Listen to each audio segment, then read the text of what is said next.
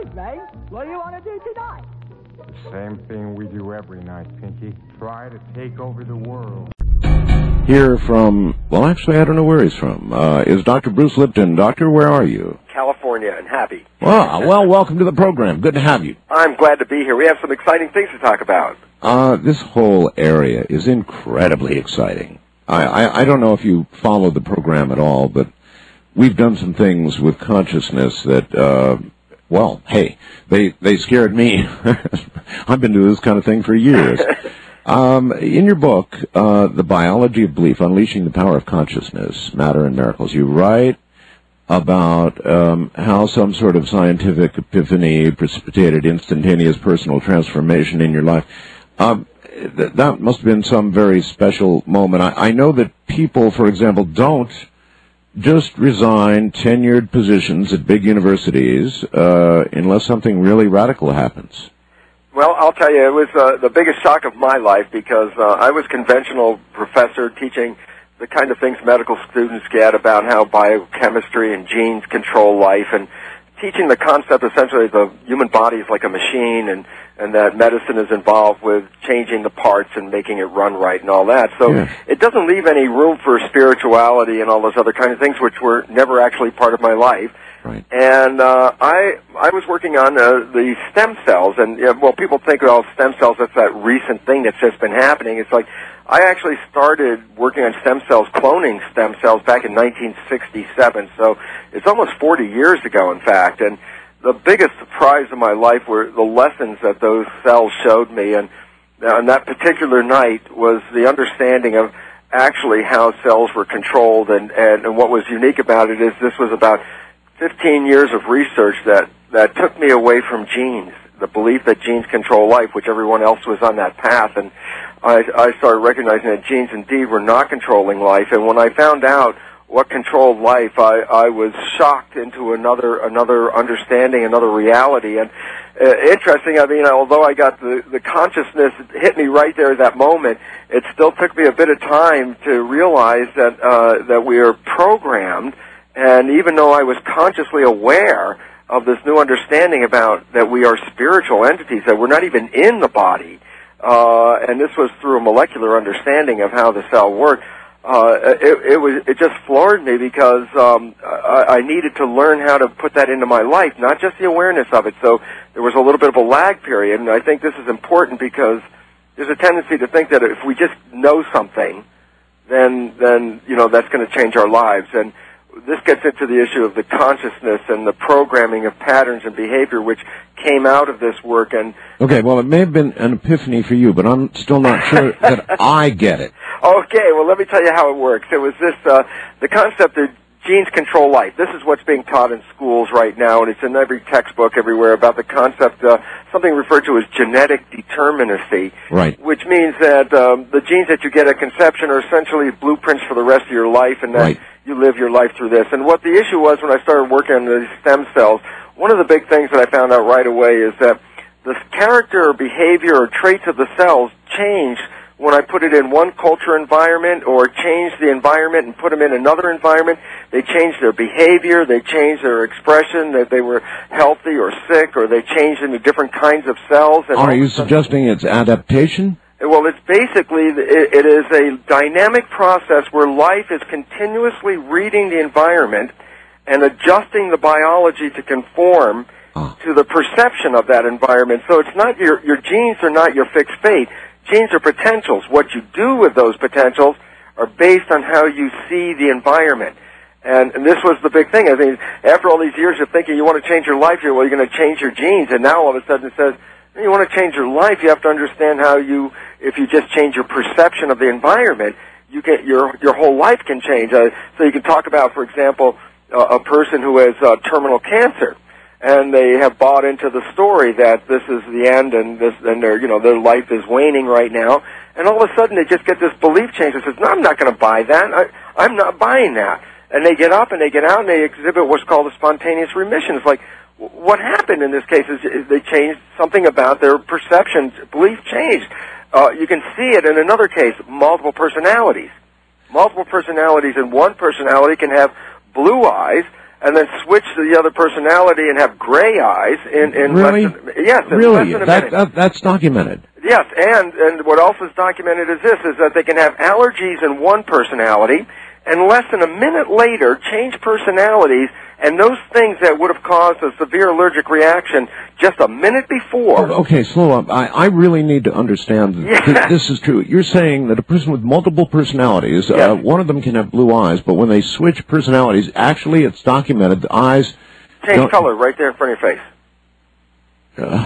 And this is hard kind of stuff to believe, right? It is, yes. And yet it's exciting because it's a pathology in the sense that they're not in control of it, but it represents an ability that we have the power of changing our expression when we change our perception of life. Doctor, where can a person do some reading, Bruce, where can a person do some reading to verify that, for example? Okay, there's an organization of it was a dissociation. I'll get it and then we can post it on the line, okay? There's an organization for dissociation studies, dissociation being people separating from their personality and acquiring other personalities. There's a big organization that studies this, and there's data to all this effect. Even, the story, The Three Faces of Eve, I think that movie that came out, do you remember something like that? Yes, oh yes. I met that woman, and she's actually one of the first ones that she had a severe allergy to strawberries that caused her to get hives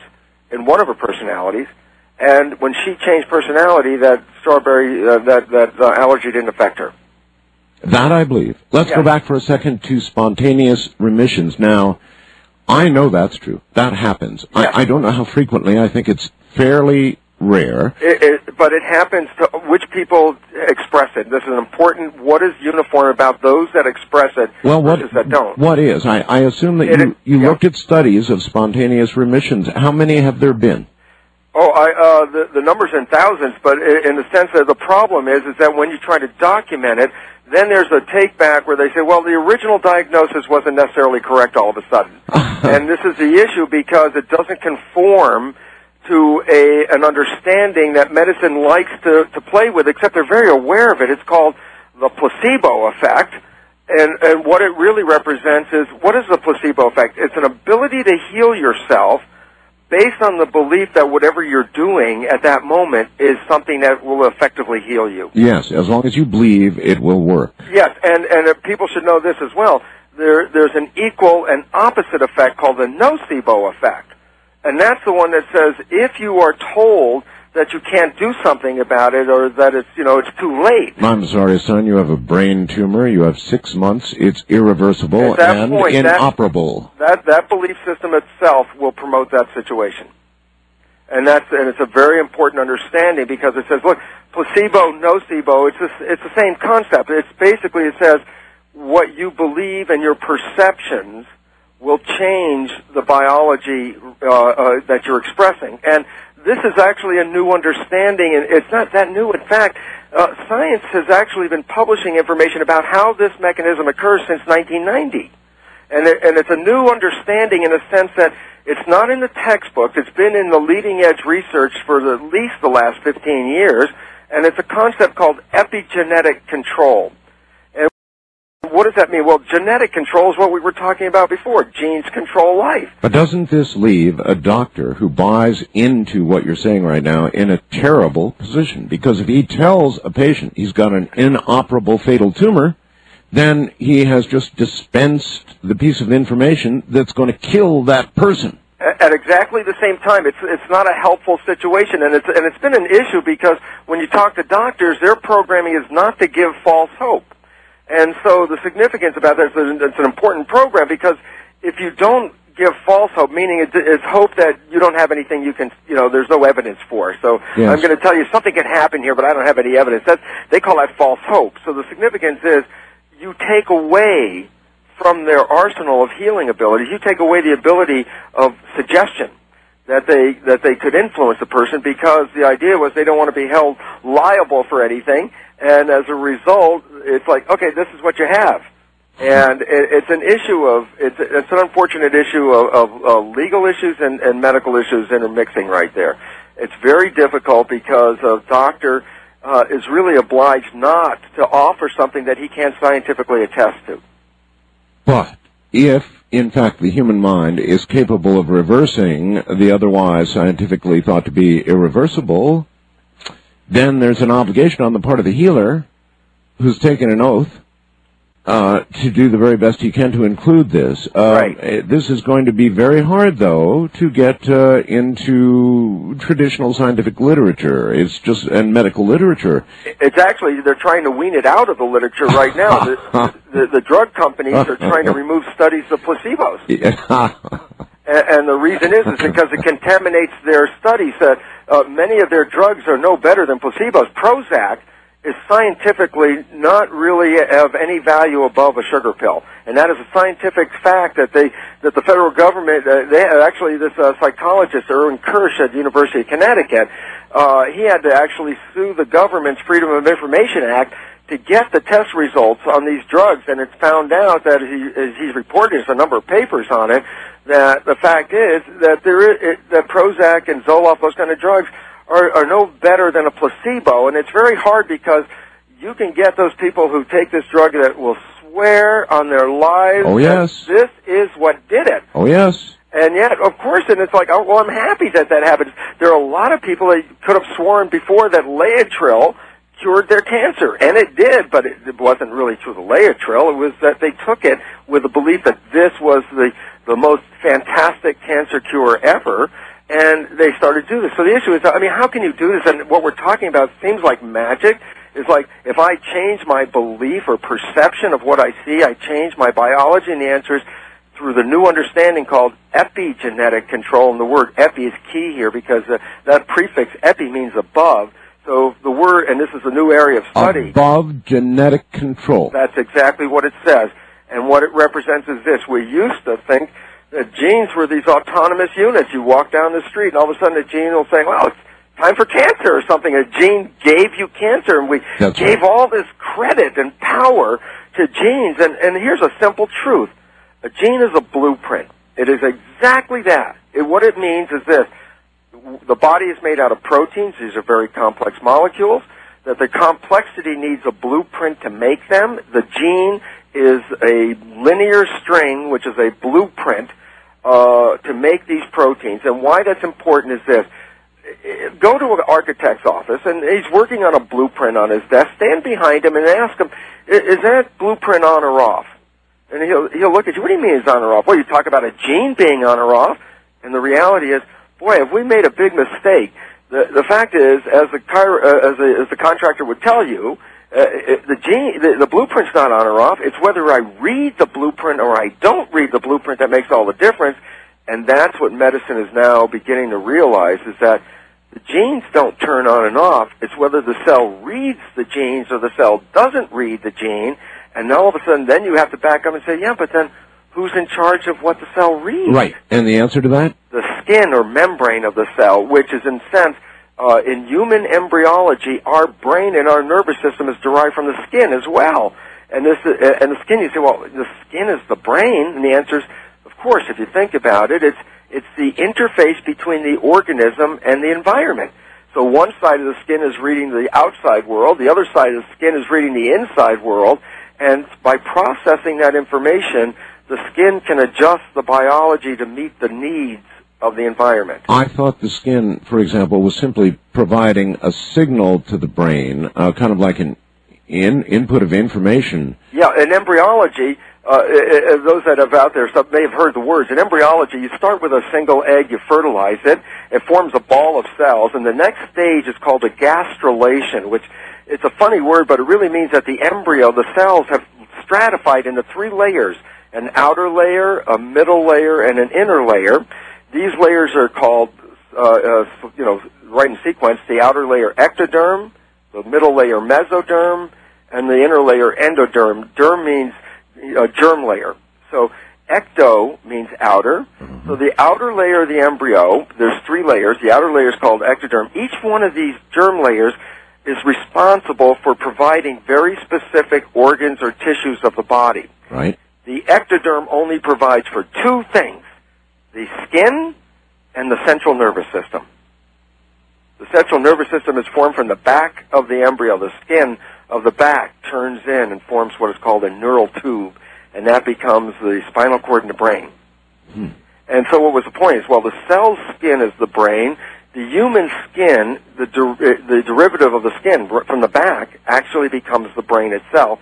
And it says the same thing, and this is a very important point, is that when I tell students this when I was teaching in medical school, they see themselves, we each see ourselves, if we look in the mirror, as this singular entity, a single person. I look in the mirror, I see Bruce right there, and I say, well, that's one thing. And the reality is, that is a misinterpretation for this reason.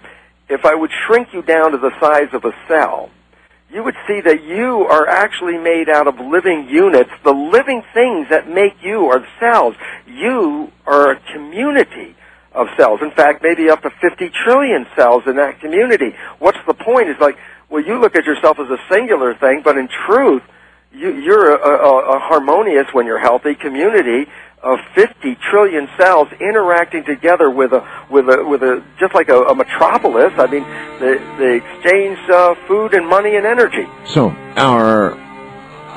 so we're sort of a totality of brain. Yes. Okay. All right. Dr. Bruce Lipton is my guest from the high desert in the middle of the night. Lots to be learned this night about consciousness and the nature of what we really are.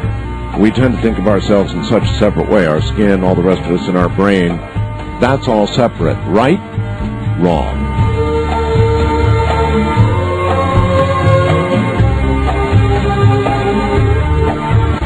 The Internet.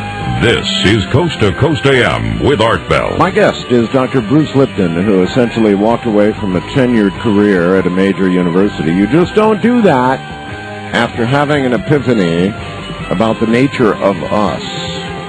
He had been doing cloning on human cells. Oh, well, we need to ask about that as well, which we will in a moment. My wife during the break said, well, then, if we really are all of that, when we get a really terrible sunburn, haven't we damaged our brains?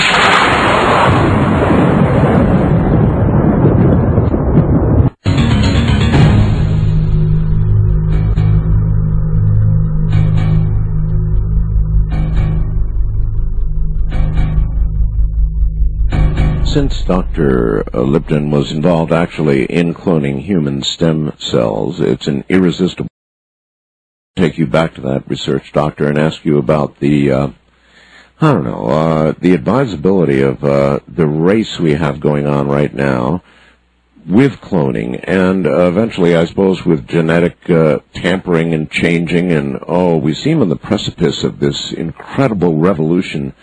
Do you think that we're wholly on a wise course here? Absolutely not. And in fact, it's real interesting in this regard, because all of us have stem cells in us right now. And there's an interesting, philosophical point, if you think about it, is that if we all have stem cells, then why is it that the pharmaceutical industry, for example, has to identify how to make those stem cells work? Almost like a joke, like God gave us stem cells, but didn't give us a way to use them. The fact is, we have stem cells, and they are quite usable in our system. And yet, it's based on perception of the system, what those stem cells, what's going to become of them. It's just like I said, I start with stem cells, I put them in this environment, they form this. I put them in another environment, they form something completely different. And then you start to realize it's the environment that was controlling the development of those stem cells. And in our world, in our belief system, there's this tendency to believe that we are not like a renewing kind of organism, that we can't repair and replace ourselves. So that's a belief. And yet, unfortunately, that perception gets in the way of the operation of the stem cells and prevents us from healing ourselves, because we have a tendency to believe that we can't heal ourselves. But we can. Yes, we can, and amazing things happen, and then we call them miracles, and people try, again, these are exceptions to the rule, and sort of like, look, Roger Bannister was the first guy to run the 4-minute mile. He was the exception to the rule, but once he did it, other people saw that they could be exceptions to the rule and changed, and many people were able to run a 4-minute mile after he did it once. And that's true. Similar kind of thing here. We have to recognize that we have abilities that have been essentially programmed out of us regarding our own ability to heal ourselves. I mean, there were essentially, there were a million years of humans before there were doctors, and they managed themselves very well. And the fact is, we have bought into a perception that we are frail, that we live in a world and everything is out there to get us. And well, are you suggesting the science of stem cell research, eventually replacement, I guess, is a sort of a fraud? In other words, it's not the active ingredient in the cure? No, I really, it's not so much a fraud, it's a misdirection, because it's our belief system that has propagated us to think that these are just mechanical devices and you throw in the right chemical and this mechanical device is going to do a miracle for you, when in reality, if they come up with a chemical that controls those stem cells, guess what? It must match a chemical we already have in our body, because if God gave us the stem cells, it wasn't without the key to use them. And so the fact is, we actually have to recognize that it is within ourselves, this ability to heal ourselves. And it's been something that we've been programmed out of, and it's based on perception. Just think about it: that an infant is born with a doctor that goes to the doctor for checkups on its health all the time. During its young period, anytime it gets sick, the information is, well, if you're sick, I have to take you to the doctor. And if we get around to understanding this new understanding of epigenetics, how our perceptions control our biology, and you start to see a program that a child receives when it's young that says, when it's sick, it's not up to itself to heal itself. Then you have to take it to some specialist to heal it. And the reality is then that becomes a perception, and then that is then what controls the healing. And in fact, it's interesting how many people have that perception, and actually when they get sick, on the way to the doctor, they already start to get better, because once you engage the steps that you've put in the way of healing, then the healing process can begin again. Boy, are you right about that. Boy, are you ever right about that. What you just said, I had a pretty bad flu not too long ago, and it just went, the temperature went on and on and on and on. And after so many days of having a very high temperature, I said to my wife, okay, that's it. We're going to the hospital. So we get in the car, and we've got about an hour drive from here in Pahrump, Nevada, to Las Vegas, to the hospital where I went.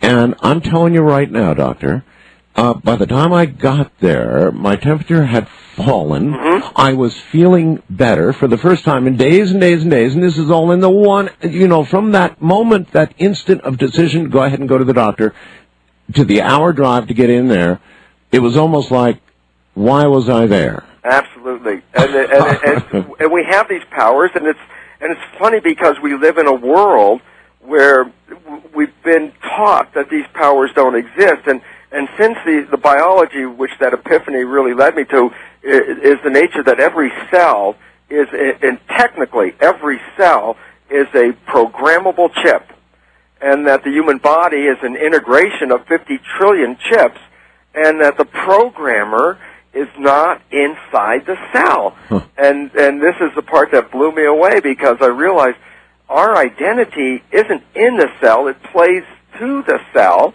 and this became part of the epiphany of how that membrane works, and that was this night of transformation where I realized, oh my God, all those years I was teaching these students about genetic control, and they're still getting the same message.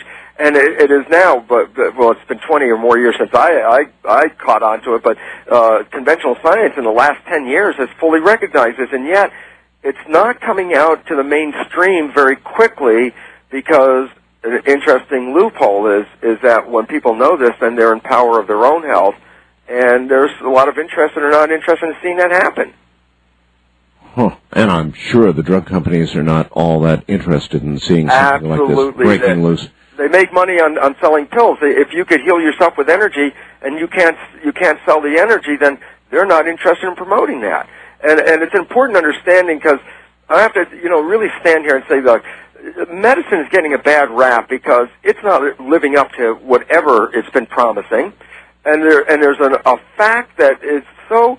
It irritates me so much, because this fact is so important and not revealed, and that is that the leading cause of death in the United States today is the medical profession, And it's not, and it's a fact by numbers. I mean, I could give you Gary Null's website. He has an article, Death by Medicine, with all the statistics. And the fact is, the AMA said they were third in the leading cause of death themselves. So the medical profession admitted to being third leading cause of death, and they did it with estimates. And then what Gary Null did, he said, rather than the estimates, let me just get the real numbers and let me know what the numbers say. And the numbers were staggering.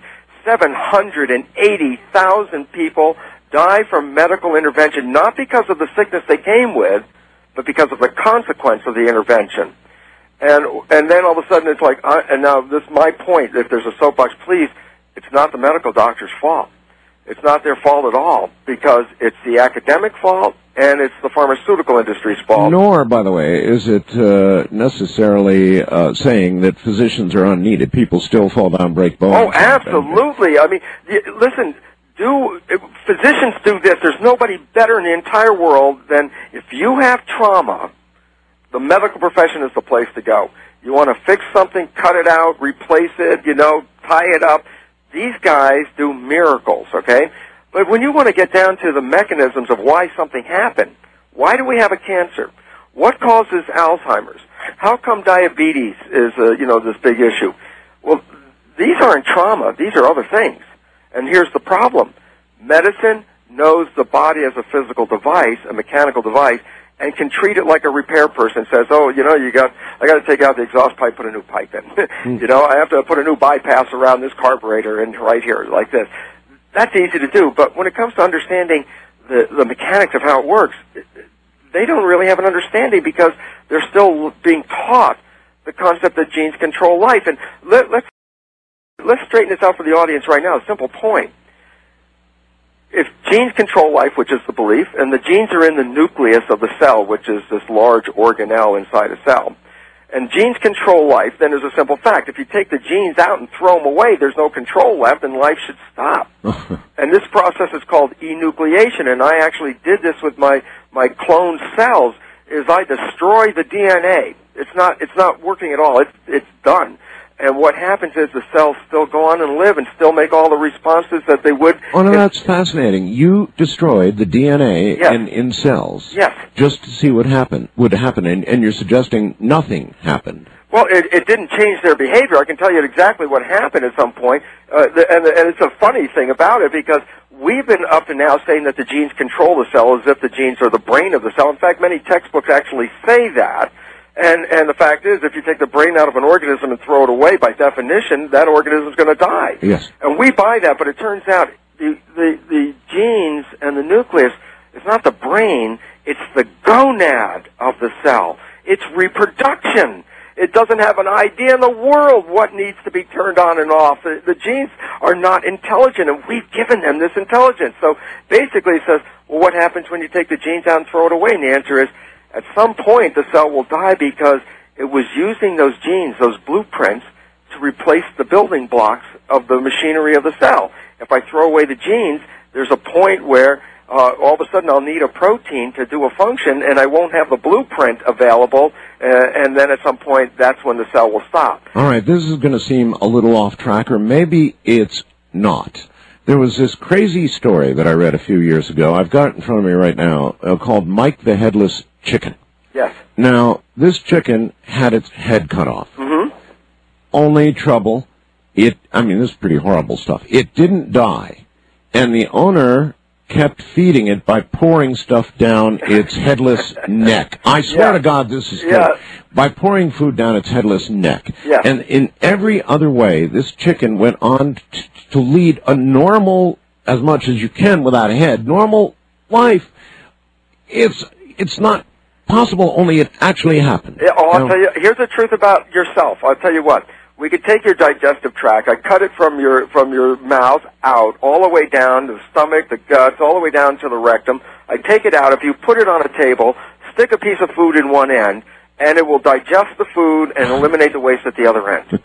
The controls are built into its own self, so that the process of putting food in will engage all the next steps, and that we now know that things like walking and standing, a lot of that has to do with actual spinal cord information. Apparently so, which goes back to the brain is sort of everywhere contention, right? Every cell has a brain, and that's the important thing, and that in your community of cells, that there's a distribution of the workload. I mean, that's what the nature of a community is, to share awareness. That's why the first 3 billion years of life on this planet, there was 3 billion years of living things. You know what? They were all single cells.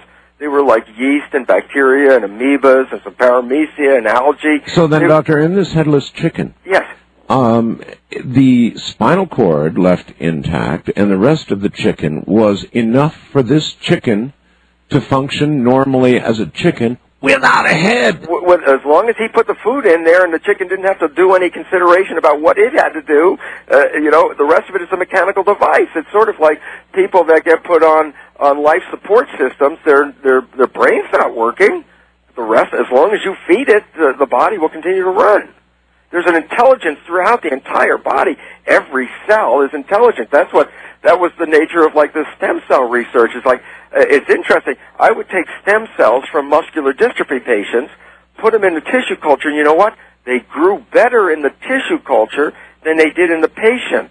And the reason was, they necessarily weren't having the problem. It was the environment inside the patient that was toxic. Wow. And so it's a whole new understanding, and it's very, very important because it says, look, we are not victims of genes. We can rewrite which genes that we use on a day-by-day, minute-by-minute basis. It's a way of staying alive in a dynamic world, is the ability to change which genes are being read at any time in order so your biology will meet the demands of that world.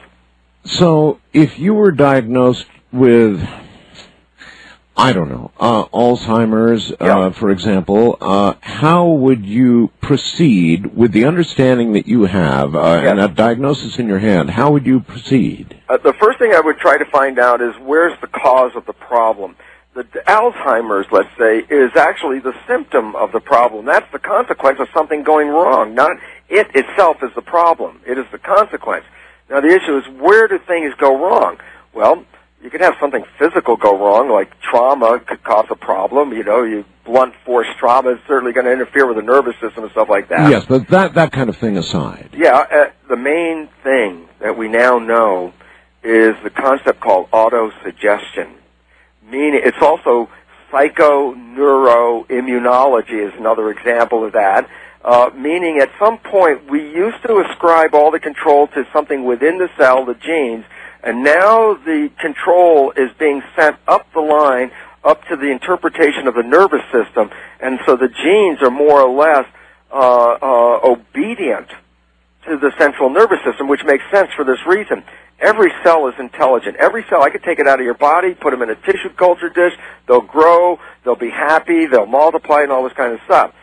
And every cell is independently looking at the world and responding to, whatever it has to do to adjust its biology to stay alive. All right, but once again, here you are with Alzheimer's. I'm asking how you personally would proceed. Okay, and the thing is, I'd have to go back and find out what kind of belief system would I be involved with that would support this process. And I'll give you a couple examples, because even knowing people that personally that were very dear to me that ended up with this, and I could see right away what one of the big issues.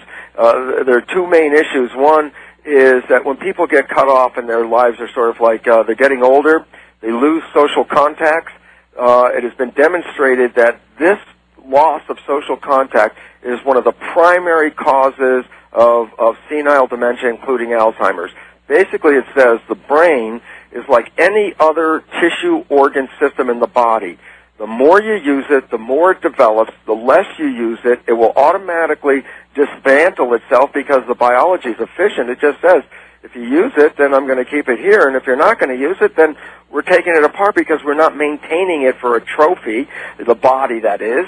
So the body will adjust to its use, and they now find, as I said, and these are references that can be off my website, that people can get off the website about this, is that it now recognizes that the vast majority of senile dementia is due to lack of use of the brain. Otherwise, that's one thing right atrophy, there. Right? Atrophy of the brain, because you lose your contacts, or you lose your community of people, and then you start to go internally more at that point, and then your skills start to dismantle themselves. That's one thing. And then there's a pathological thing that could also cause, and that is people who are being leaned on by so many other people, like, you know, they're in demand to keep the show running, let's say. Yes. And the pressure is like so much that the only way out is to disconnect. And so that there would be how can a thought cause that? And the answer is, let me alone. and this is really important because the thoughts that we have in our head are actually directives that are being sent to the cell. So you might sit there at the stoplight and hear these thoughts running in your head like it's entertaining your head. Well, in one sense, they may be. In the other sense, you have to recognize this. All those thoughts are being broadcast to 50 trillion cells. And these cells are who you are. This is the collective community. Their collective consciousness is our consciousness. And the reality is, so we're living in this community, and our central voice, meaning our central nervous system, is sort of like the government talking to the cells. And psychologists tell us 70% or more of those thoughts in your head while you're at that light are negative and redundant. All right. Doctor, hold it right there. So what I'm in is, if you had such a diagnosis, what precise, real steps would you begin to take to reverse it? Or would it begin to reverse the moment you decided you were going to reverse it? Fascinating stuff from the high desert. I'm Art Bell, and this is Coast to Coast AM.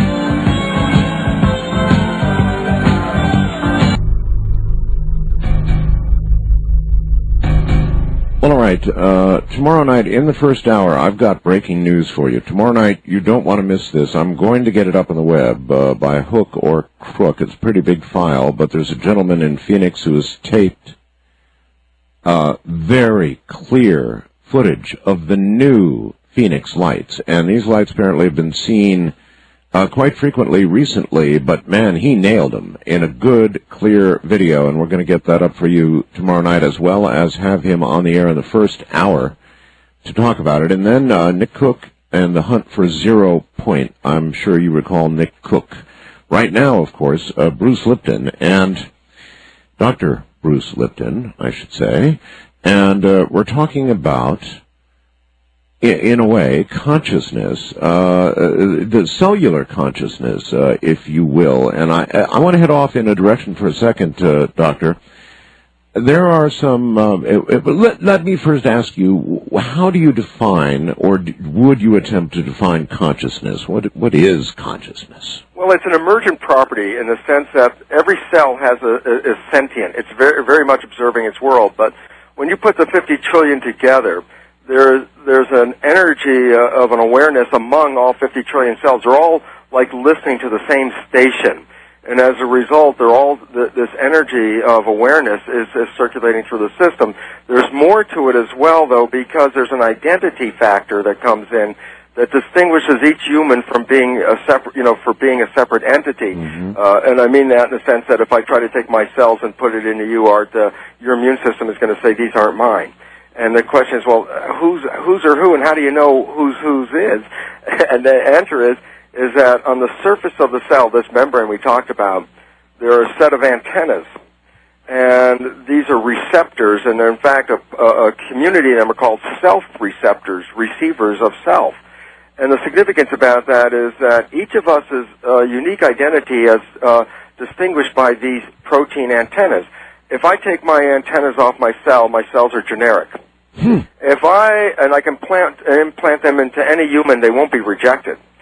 If I take my antennas off and put yours on my cell, I would reject that cell if it was put back in my own body. You would accept that cell as yours. And so the point is, you can transfer the ownership by attaching, your personal set of antennas on them. Well, the interesting part about that is that the signal isn't from the antennas. The antennas are downloading a signal. And so this is the thing that freaked me out, because I didn't believe in spirituality until I realized that my identity is an environmental signal that comes through these antennas. If the antennas are on my cell, then the cell will respond to me. If I take the antennas off, then the cell is generic and will not have that same response. I put yours on, they respond to your signal. And when I realized it, it's sort of like a PIN code to get into the operation of the cell, that this is an outside identity. And when I realized that, I mean, the first moment was, oh my gosh, my identity is playing through this cell. And what really hit me at the first moment of this instant of this epiphany was, yeah, but if the cell dies, did that change? Did the identity die in the broadcast, so to speak? Boy, it's out there in the field. It's out there in the field. All right. But this where it plays in for people out there that will catch it is that we now recognize that when people start to receive big grafts of organs and tissues from other people, yes, like heart and lungs, they also begin to acquire the character of those people. That's quite true. And people say, well, it's cellular memory, but I'll tell you, after working with cells for the last 40 years, the cells don't have that kind of memory processing where they can tell chicken McNuggets and beer from anything else. The reality is that the people who donated the organ, their identity is still playing through it. Apparently. Yes, and so in a sense, I mean, Pearsall's book on Change of Heart was interesting because he talked about a whole number of these, even to the extent that a young girl or woman, I can't forgot what age it was, received a heart from a younger girl that got shot, killed. And when she acquired this, she was later able to lead the police to the murderer. Yes. And all of a sudden you have to say, where's this information coming from? Yes. And this is what just shocked me because I realized it's a broadcast. We're made in the image of the field. In a biblical sense, we're made in the image of this broadcast. And if I take your set of receptors and put it on a completely different, like an embryo just coming into the world, you'd be playing back again. All right, Doctor, has there ever been any measurement, I'm trying to think of how to ask you this, indicating that there's something emanating from us that can be measured, or is it occurring in a way that it's going to ultimately not be measurable until we have some sort of quantum receiver or something? What I'm getting at, I guess, here, let me lay it out for you. Have you been following the studies at Princeton? About the field effect? About the Human Consciousness Project, it's called. Oh, yeah, absolutely. Oh, you have been following that. Yeah. All right, well, they have these graphs, and they're watching these eggs all over the world, geographically spread out eggs, meaning computers spitting out random numbers. Suddenly they get non-random and some giant event happens. I mean, 30 minutes before the Twin Towers are hit, kaboom, it goes 4 hours, in fact, goes off the charts. And it's happened with all these events. It's as though there's some sort of mass consciousness broadcast going on. And they found, albeit perhaps at this stage a rather crude way, but a way to detect this. And this is an important part of our evolution that we haven't caught on to, is because we keep looking at ourselves as these independent units. Yes. And we actually are cells in a larger organism called humanity. We are individual collective units in that organism, and our lesson, of course, is that we think that there are nations that separate, one person from another person. The reality is, the lessons, when we get them, recognize there is one living thing on this planet called humanity, and that is the equivalent of that central voice that I was talking about when cells come together in a community. They're controlled by this central voice, and the cells of humans on the community of humanity have the same thing. One of the interesting ones that I really like the most is a year after 9/11, exactly 1 year later, the anniversary, New York City.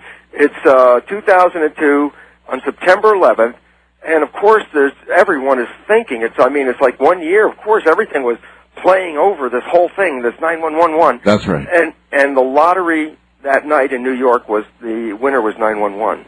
That's a fact. It is a fact, and it's interesting because it's like this isn't really a lot of coincidence. There's a part where we are involved with creating mass events through what we perceive. So, this sets up so many things to think about. So if somebody laid out some sort of event, let me suggest one, just pluck one from my current thought process. That, for example, an ocean current was beginning to slow, and if not, even stop and then cause a freezing of Europe and all kinds of terrible things to occur. If this became generally accepted knowledge that this was happening, could it become, in that same way, a self-fulfilling prophecy, and that consciousness could have this... See, I did some experiments that just scared the holy you-know-what out of me. I actually got the audience to participate in the millions in trying to create some weather changes, Dr. Lipton, and by God, we did it. In areas where there wasn't supposed to be rain, none in the forecast, terrible drought, we made rain. And we did this one way or another about 10 or 11 times, and I finally got down to number 11. I said, that's it. I don't know what I'm doing with this. It scares me a little. It's real. There's no doubt about it, but I've got to stop here because I don't know what I'm doing. Well, this is the biggest issue about that truth that you really came across and are influencing our world. And the problem that we have is because we find ourselves as being powerless as individuals and not responsible even, and then starting to have these thoughts, and we can be manipulated to like a war. And the fact is, here's an example, is that a soccer game, now, people don't generally go there because of the fight, okay? And yet the reality is, when these things break out, people who are pacifists in the middle of these things will get caught up. And join in. And that is because we are in the field, and we respond to the field as the cells in your body are in your own field, and your thought patterns are changing their behavior and their responses at the moment you have them, and people are in the same parallel relationship in this larger thing called humanity. We have never really quite understood mob psychology, but there is a mob psychology, as Absolutely. You just pointed out. You get, whether you like it or not, no matter how level-headed you think you might be, if you're in the middle of it, you're going to get caught, more than likely, caught up in it. Well, we know that, you see, every brain is a tuning fork, and it's broadcasting magnetic fields like crazy. And these are read with a device called it's the myoencephalograph, the MEG, not EEG. Magnetoencephalograph, magnetoencephalograph. And the significance about that is that as you are processing information in your head, you're actually broadcasting magnetic fields that are altered to your thinking processes. And that these are being broadcast all the time. But then here's what science recently did. They were saying, look, we're measuring these magnetic fields coming out. Yes. What if we put magnetic fields back in? Yes.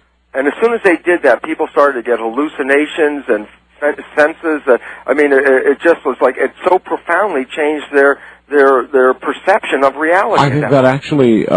isn't that the process that produced what's known as a near-death experience? Well, this has been part of it again, and it's part of it says that there's some way you can let go of the control that you actually are playing through these antennas, and that you can pull out of it. You can be out of your body, and your intention be in the field, exactly. or you can be in your body, yes, and you can be in either one. So there's in or out of body, and yet when you're in your body, there are a whole bunch of other parameters and things that you can experience that you cannot experience when you're out of body. So it becomes an interesting point. If we live both in and out, what are we doing in the body that's unique? And the answer is, well, if I just said you were just a spiritual entity alone, which we are. And I said, if you were just a spirit and you didn't have the body, what does chocolate taste like? Or what does a sunset look like? Or what does love feel like? And you wouldn't really be able to have an answer because all those are sensations that are derived from our physical bodies that translate the environment and convert it into electromagnetic frequencies that our brain is reading. So that light comes in the eye, but electric vibrations come out of the optic nerve. Sound comes in the ear. Electric vibrations come out of the oral nerve, and any nerve that's sending information from the outside will convert whatever the information is on the outside to an electromagnetic vibration. So in a real sense, we're sort of like Earthlanders.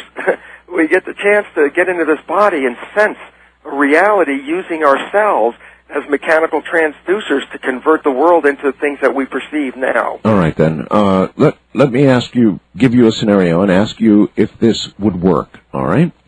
Let's say that I became aware that through MRI or something, that I had some sort of tumor. Yes.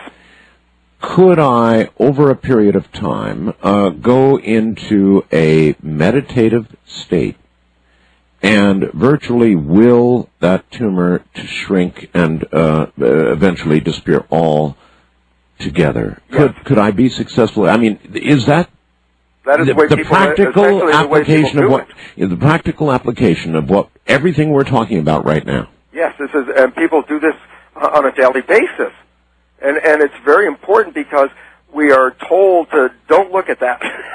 That's not real, okay? And we keep getting shunted away from people who do these things because it's not in the interest to broadcast this kind of information. I said the placebo effect is a fundamental reality of how you can heal yourself, and yet we don't ever try to leverage it. We don't even try to study it. Well, have you gotten down to specifics? I mean, could you actually give somebody instruction on how they should proceed if they wanted to follow this regimen of treatment and try and actually just simply cure themselves? There's a nice pathway to go on this, and it has to deal with the fact that we have two minds, the conscious mind and the subconscious mind, and we have to recognize the difference between the two and recognize that the subconscious mind is essentially the entire brain. The conscious mind is coming really from the forebrain region, a smaller portion of it, that the subconscious mind is 1,000,000 times more powerful in processing information than is the conscious mind,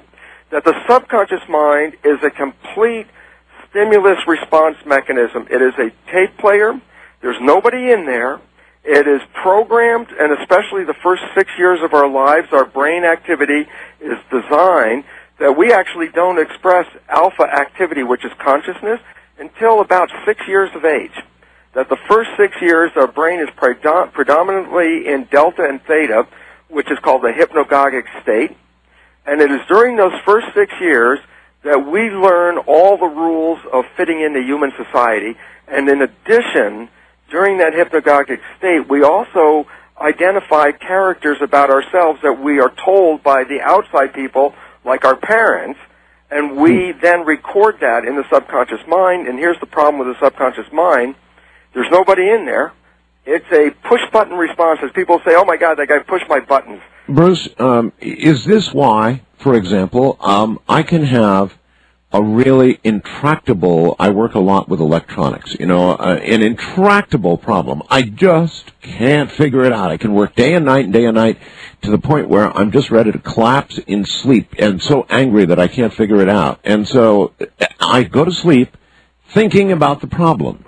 And so many times, Doctor, I wake up the next morning and sometimes within 10 minutes of waking up, if not right away, I somehow have figured out during the night, during my sleep, what was wrong, and I go in and kaboom, I fix what I couldn't fix otherwise in 2 days of conscious effort.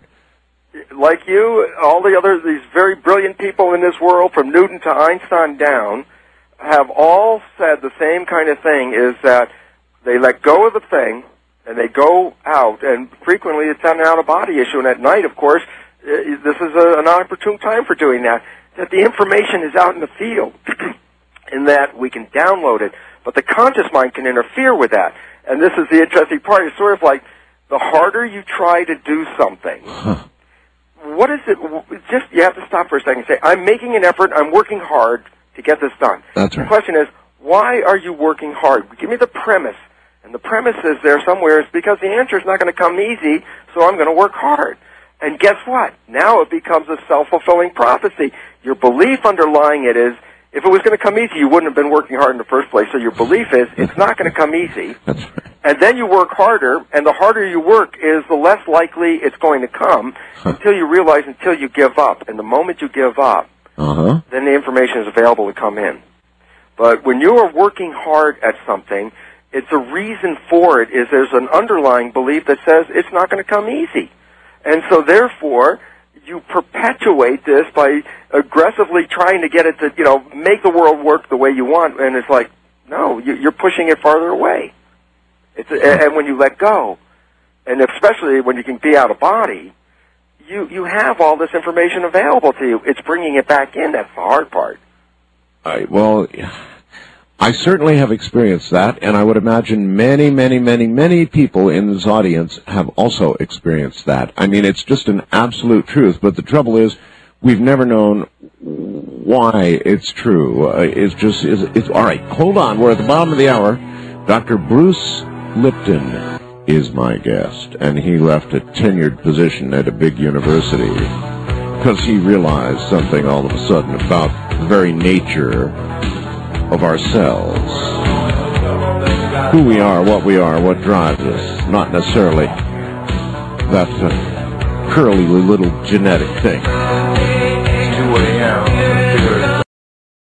Once again, I would like to thank all of you who have made possible the astounding ratings that we've received. Ratings are in from the major cities, New York, Los Angeles, Chicago, and they're astronomical.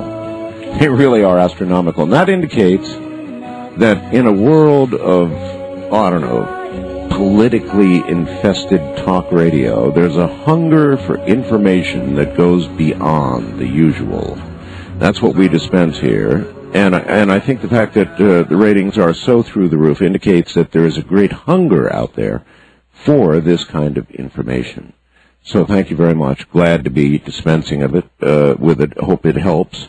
And this is exactly centered around what I think people want to hear that they're not hearing anywhere else in the media. And again, it accounts for the interest. So there's a lot of interest in this. With reference to the subject we're talking about right now, it's going to be dependent on people just absolutely buying this as kind of an article of faith, because that's what drives the engine that makes it work. And that's going to be a kind of a difficult job because there's so much out there in the regular medical community fighting against it so hard.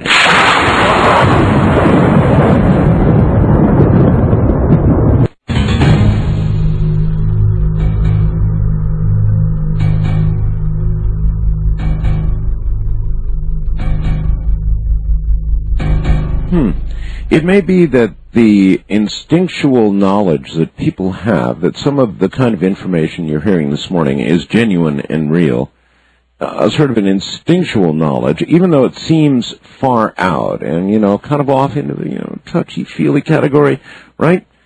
But people have this instinctual understanding that what they're hearing is the real McCoy, and I think that accounts for all the interest in it, Doctor. Well, I just want to give an opportunity to tell the audience that my website, brucelipton.com, has freely downloadable articles and references on everything we're talking about, because I didn't come into this because I was a wishful thinker and looking for spirituality. I had actually no handle on that at all and wasn't even looking for it. It was the cells that revealed it, and so what we're talking about is a scientific understanding that we're evolving, and this is why, for example, as you said, your program is starting to pick up. Things are going to start picking up because we are indeed on a course of an evolutionary jump, which, interesting enough, may even be actually by the time the Mayan calendar day 2012 arises, might actually manifest itself by then. So that there's a real change going on, and the world looks really freaky and scary, a lot of it, and it's interesting because it's sort of like a transformational time for human civilization. We're leaving behind the victimhood, and that we are evolving another level of consciousness as a community, not as an individual, but our community will start to become more self-conscious, more mammalian in its character, while the current kind of civilization is more of a reptilian civilization. It's conscious, but not self-conscious, and that's what's happening. We've been conscious of what we're doing, but not self-conscious, meaning, and that's the character of mammals, is that what you do today, when you're self-conscious, you actually plan what you do today based on what influence it has tomorrow. Doctor, is there any way for you to impart an understanding to, so I understand that, for example, two cells separated by, it doesn't matter how far, one in Moscow and one in the U.S., two cells that have been together are shown to have this, they react together in some way that would imply a communication at a level that we don't begin to understand, that goes through time and space and everything else, and instantly. and they're entangled, and they're also tuned into the same broadcast. And that's what happens. That's like Cleve Baxter's work, really phenomenal stuff in that regard. That's right. And basically it says why the cells in the individual at distances respond to each other, because both the cell and that individual are using the same coded antennas, receiving essentially the same broadcast. And the broadcast is not localized. It's throughout the globe, so that wherever the cells are, they're going to instantaneously download what the other cells are experiencing in their environment, no matter how far away. Throughout the globe, and maybe well beyond, maybe anywhere. Maybe time and space is simply not a barrier to this communication, but it's so far beyond my understanding. It's interesting because there's a great analogy that to try to understand the relationship of a human on this planet and that energy that comes into it. The analogy is the mariner. The mariner, we send that to Mars because we can't go to Mars, and we want to know what the experience of Mars would be. So we send up a device, and it doesn't even look like a human. Right. But the reality is, it is completely set up with all kinds of human detection systems, cameras to see what's going on, temperature receptors to read the temperature, taste receptors to read the composition of what's going on. All these things are ways that, like a human would experience, and that information is gathered by the mariner and sent back by an antenna to the guy at NASA. Mm-hmm. Now, the guy at NASA is driving the vehicle, so he sends information to that vehicle via the antenna, right. And the information's downloaded, and then the experience of driving, the guy at NASA catches on how to drive by actually driving the vehicle and getting the feedback coming back from the system when he does certain maneuvers. Okay, but I understand at what level and how that communication occurs, or at least the electromagnetic portion of it. I understand the physics of how that works. We don't begin to understand the physics of how the kind of cellular communication we were just talking about occurs. We don't even begin to... We're beginning to do that now because we're beginning to realize the conventional medicine has been looking at molecules in a Newtonian fashion, like they're lock and key, like two chemicals come together like puzzle pieces. Yes. And new physics is looking at the same molecules, the proteins that make up the body, and have recently, in the last few years, have totally been blown away by what they recognize is that the proteins respond to quantum mechanical fields, mm-hmm. and that they're responding not to Newtonian fields at all. And why is this relevant? Because all of a sudden the interest about vibrations, harmonic resonance, constructive, destructive interference in the field is what's controlling the biology, and not the direct chemistry of a drug and a chemical interaction, for example. and it's hard because conventional biology does not, the people that are in that field, I was in that field, okay? And I could tell you, if I went around to ask physics questions to my colleagues in cell biology, I would get answers that were so weird because basically biologists, including myself when we did our stuff, never trained in physics. That would be you wouldn't jeopardize your grade point average to take a physics course to go to graduate school in biology. Yeah. And this is part of my wake-up call when I started to realize how this mechanism at the cell membrane works. It's actually an organic computer chip, and that the keyboard are these antennas, and the antennas resonate like tuning forks to the environmental signals. So as the cell is in the field, there's all these tuning forks on the cell that are picking up complementary signals and converting those into biological information and then operating the cell.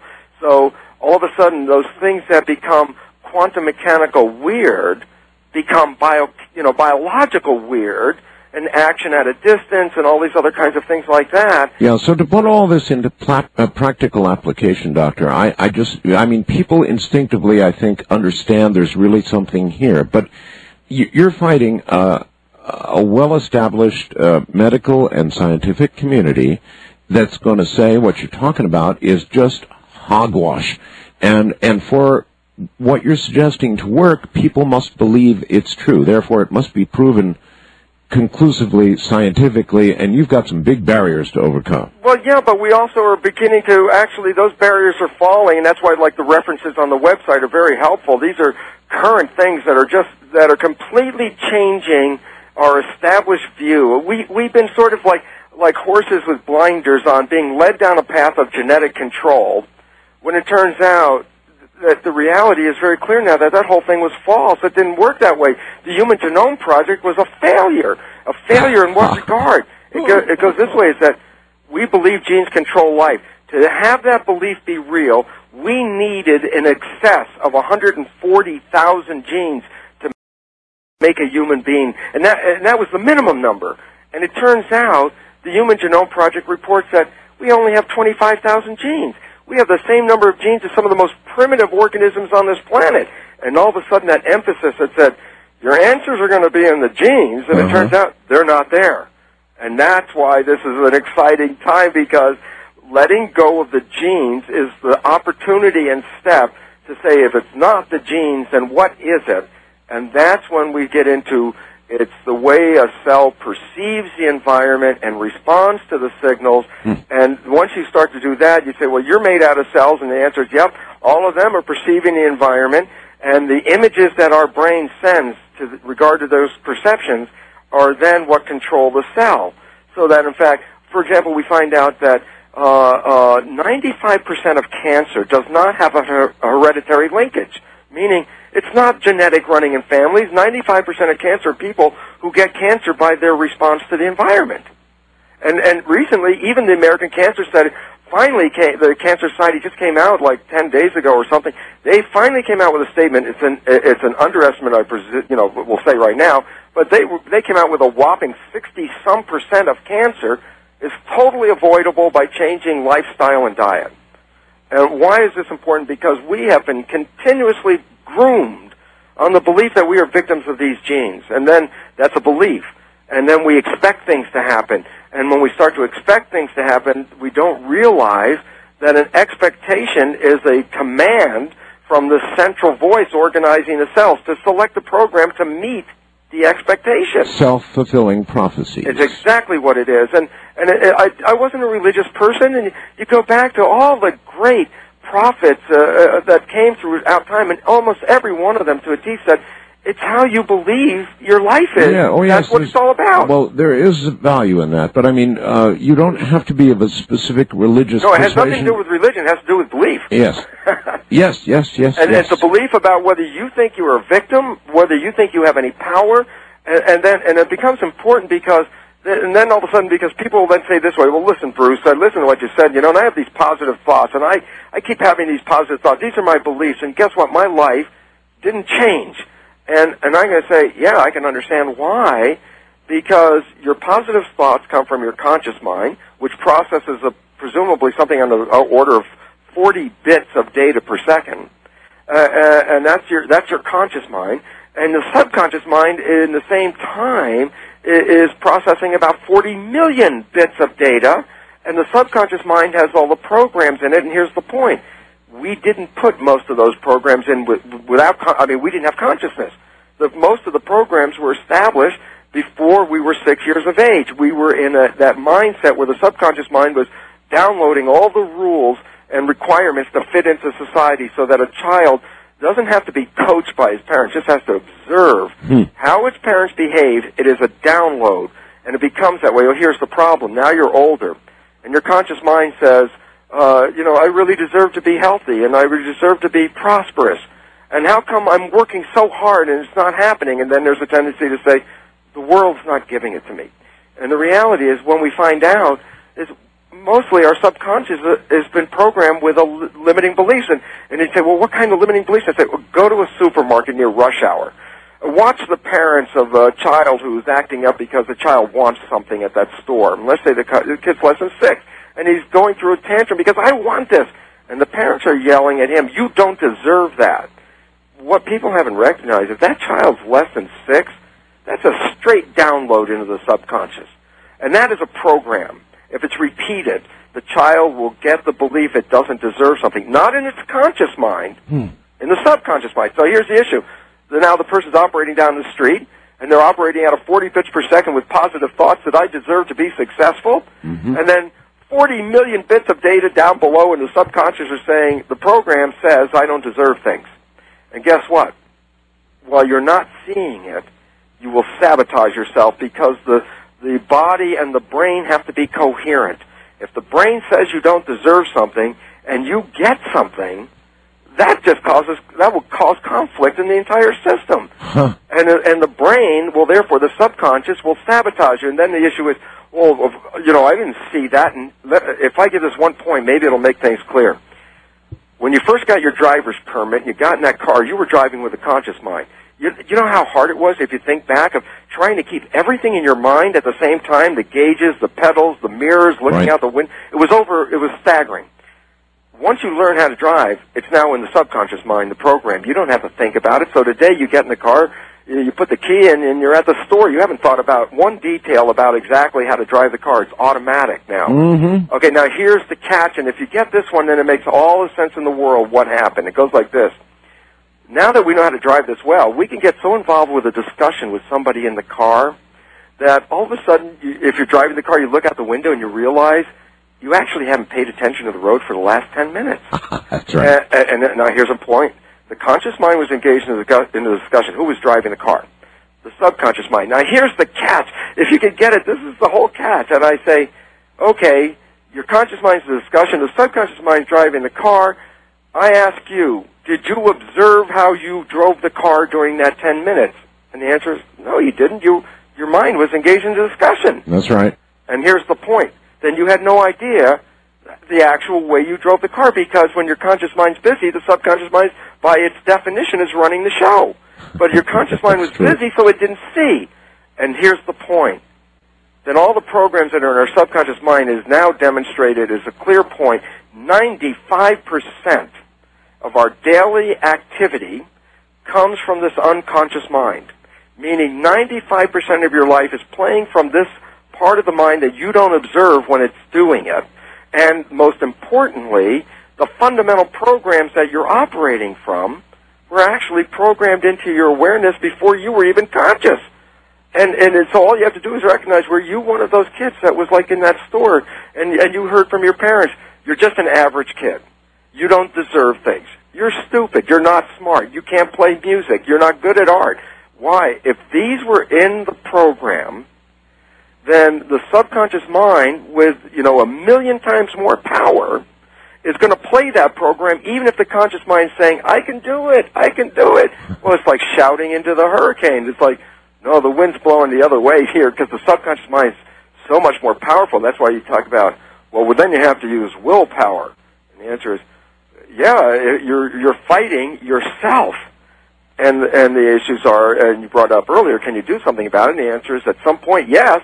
If you identify the programs that are limiting you in this subconscious mind, you can rewrite them. But here's the failure, and this is, people have got to hear, the failure is this. There's nobody in the subconscious mind. Trying to talk to yourself and say, oh, I don't like that behavior, and I don't want to do that again. Well, that's nice, but there wasn't anybody there. The subconscious mind's a tape player. So I might as well give you a cassette tape, and then you put it in your player, and you push play, and then you realize you don't like that tape, and then so what do? You yell at the tape. Come on, play something different. I'm tired of this. Play something different. The point is this.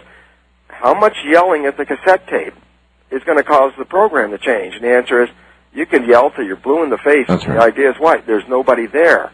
You have to go through a process, and there are processes that you can now get into these subconscious behaviors that we can't see, that operate most of the time and control our lives. And that's why our consciousness is looking out the other side thinking, why is life so hard?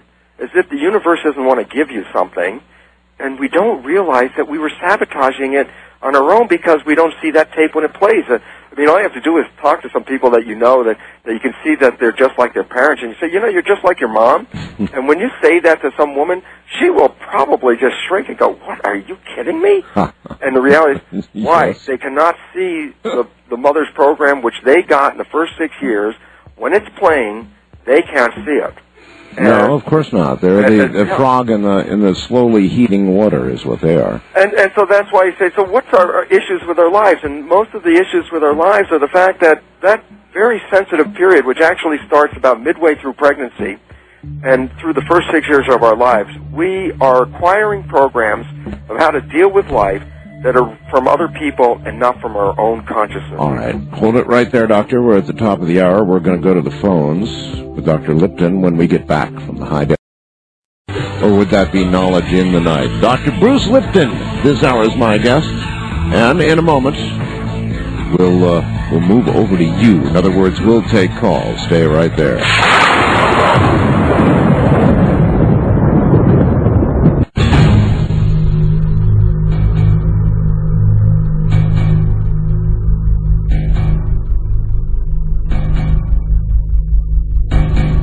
The good doctor's book is The Biology of Belief, Unleashing the Power of Consciousness. And I suppose in that book you describe exactly how to unleash that power. Is that correct? Well, we describe how it works and how you can get to it. And it's a book, and it's a science book written for the lay audience.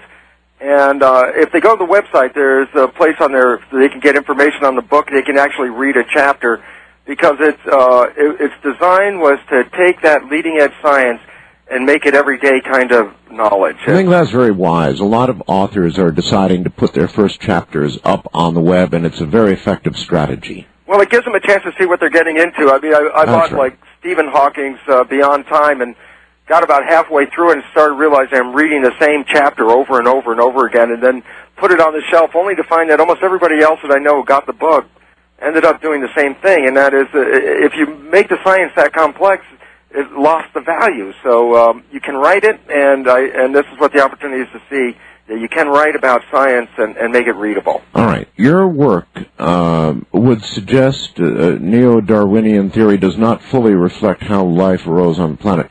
Does this new biology support evolution or creationism in a way, or what? It does both of them at exactly the same time. It says that there was a field, and the field is what gives shape to the matter as much as a magnetic field gives shape to iron filings. You can sprinkle the iron filings without the field. They just form random things. But when you put a field, like a magnet, in around it, and you sprinkle the filings, they conform to the field. So the field was here, and yet the cells, you couldn't take 50 cells and make a human. You actually had to, like, bootstrap it. You start building something smaller, and then ultimately organism appeared after organism as a hierarchy. So there was an energetic form, in a sense, there before, and then there was a process of evolution to reach that form in the end. And it's a wonderful solution because it says both are right. And that's really the way we have to go into the future, is to sort of mend these such disparate views that we have about the world, because they all have to make sense. And that's why it's interesting, as the book describes, if you understand these mechanisms, allopathic medicine and the way we follow that, and complementary medicine with its emphasis on the energy systems of the body, and spiritual healing on the energy systems of the field, all make sense on this common biology. So I think we're really coming to a grand evolutionary jump, which is imminent and necessary. All right. I want to bring some listeners online. Let them ask questions. How would that be? I'm ready. All right. Let's see how they digested it. West of the Rockies, you're on the air with Dr. Lipton. Hello, Dr. Lipton. This is an honor to be able to speak with you, and I need to ask you this question. I'm calling from Oregon, and my first 7 years of childhood I have no memory of. And I'm back at the place of my birth now. And I am finding something very strange. First of all, I've been trying to find an explanation for this for years. I thought God was being kind to me because it was a very abusive, extremely bad childhood. My mother tried to poison me. I was placed in a foster home and such. And I know the power of the mind. In fact, I'm almost 50 and people marvel because I have no wrinkles. And I figure I was robbed because I didn't have that childhood, so I reject my biological age, and I believe that's why I look so young. And I agree with you, too. And I know that, the Scripture says, as a man thinketh, so he is. Yes. But this is my problem. I have only been here for 4 years. I'm almost 50. And I go places. I'll tell you what happened one day, and this is what's made me almost fearful to go out of my house, and I really want to deal with this or move. Something has to give. A friend asked me to take him to a house on Main Street here. I took him to the house, and I was sitting there in the vehicle waiting for him, and I looked over to my right, and I noticed that the house next to me was the same backyard that as a child I used to go steal food from because we were abandoned and left and we were starving. And I was trying to feed my siblings and myself. It was a bright, beautiful, sunny day. I jumped out of my vehicle and I thought, oh, I want to check this out. And I get out and I go to the fence and I tell you, it was like a big, huge, black, horrible cloud came at me, and I literally ran to my vehicle and started crying. Mm-hmm. And I don't know how to deal with this. All right. Something, in other words, she blocked out 7 years, Doctor, yes, of an extremely bad experience, it sounds like. And a lot of it wasn't even, she wasn't even conscious through most of it anyway, so a lot of the programs got in there even without any consciousness, and so it may seem like a blackout and it wasn't even there in the first place. It's as though something pierced through and suddenly reminded her of something. It's stimulus response. It's the push button. It's the same kind of thing that some people out there in the audience will know. They get a certain smell, and all of a sudden that smell takes them right back to something early in their life. That's right. And the fact is this, is that our experiences are like snapshots, but not just with eyes, but all the senses make a recording at that moment. The more intense the experience, the more intense even the smell, the sound, the other things that were not the main thing. But why is that important? Because it's sort of the body immediately says anything that is threatening of life, it will learn that, and every detail that happened at the same moment becomes part of that image. So if any other time you come back and find those stimuli come back in the field, it will immediately replay that tape again. And so that apparently this, whatever was horrible, that was so horrible that when these stimuli came into your field, immediately you had to shut it down because you did this when you were a child as well. And it was really important in that these are playback programs. These are the ones that, you know, when people say somebody pushed my buttons, in this case, some place pushed your buttons. That's right. And immediately played that. And you got to get back to that. And this was the critical point, as I said, that our general belief is like cognitive therapy. So you go all these years, you hear all the abusive events, replay them all over again every time you hear them, and now you become consciously aware. And the issue is, did you change anything in the original subconscious program? The answer is no. And that is why it's not very successful until you go back in and change the program. A variety of ways to do that. Energy psychology is the new field of changing it, because you're really changing your memories, and the memories are not in the system.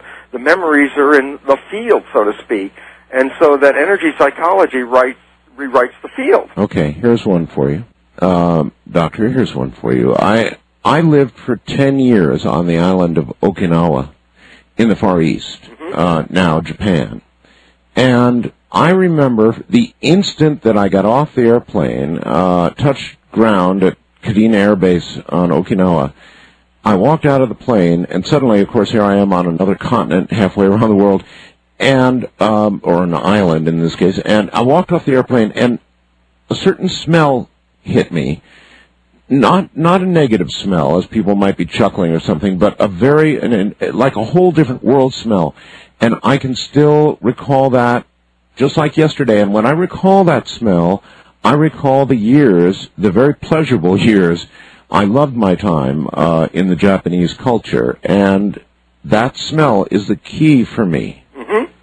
And these are because, as I said, every memory is really it's like a holographic snapshot that all your senses are recorded at that moment. Yes. Not just the visual ones. Yes. Every other one as well. Exactly. All right. International line. You're on the air with Dr. Bruce Lipton. Good morning. Good morning. Dr. Lipton, I am so glad that you're on the air tonight. I wanted to talk about, I've worked through it now, but I had dissociative disorder, multiple personalities, because I was abused all of my childhood, horrific abuse. And I had been diagnosed with lupus in my early 20s.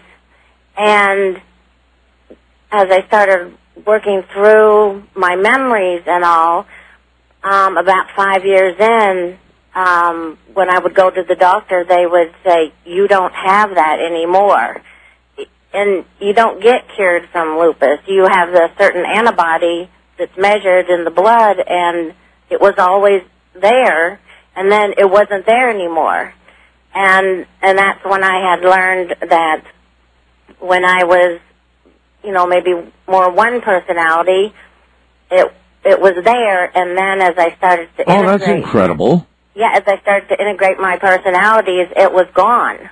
In another personality, it was gone. Wow. It was gone, and I don't have it anymore. Because now I'm more, my personalities are integrated. I've worked through, I've gone back and been in therapy and talked about the abuse, brought it all to the front of my mind, in my now conscious mind, which was, it's an extremely, extremely difficult thing to do.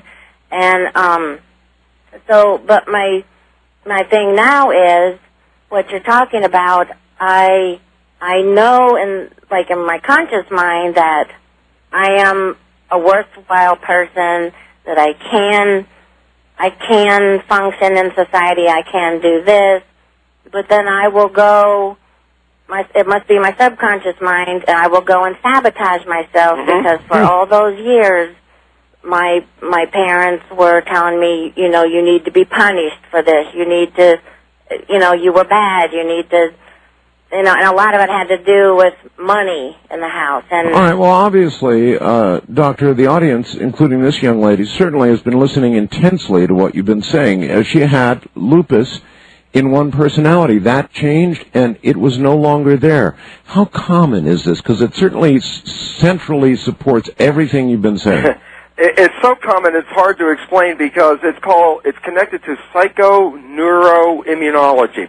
Immunology is the mechanism from which the lupus is derived.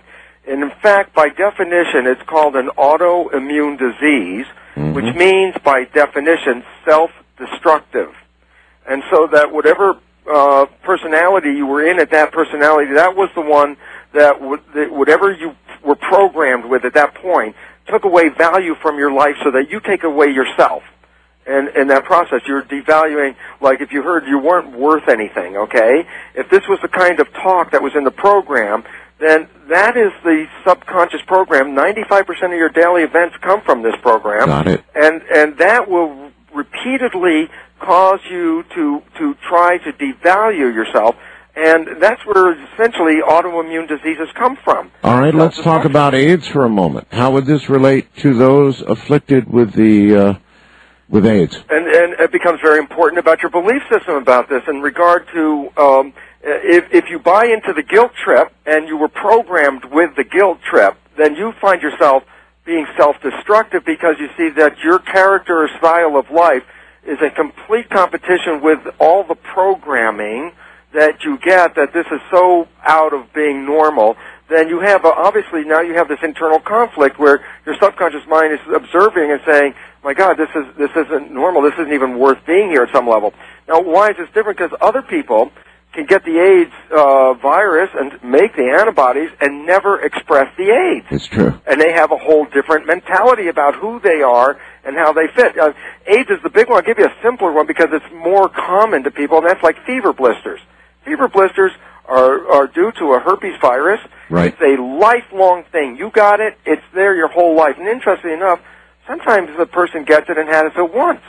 And then sometimes people get it, and then every month or two it comes back out again. They got the same virus. What was causing it to come out? And the answer is stress.